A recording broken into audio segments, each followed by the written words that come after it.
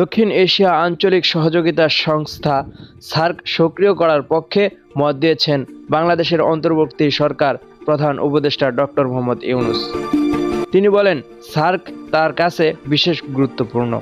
তিনি প্রধান উপদেষ্টা হিসাবে শপথ গ্রহণের পর সার্ককে সক্রিয় করার বিষয়ে বলেছেন। কিন্তু ভারত পাকিস্তানের মধ্যকার কিছু ইস্যুর কারণে সার্ক সক্রিয় হচ্ছে না।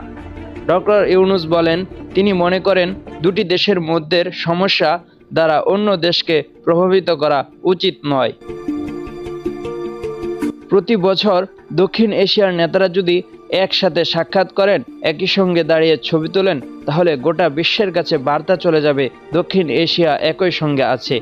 এটা দক্ষিণ এশিয়ার দেশগুলোকে বিশ্বের কাছে ইতিবাচকভাবে উপস্থাপনা করবে এবং এগিয়ে যেতে সাহায্য করবে।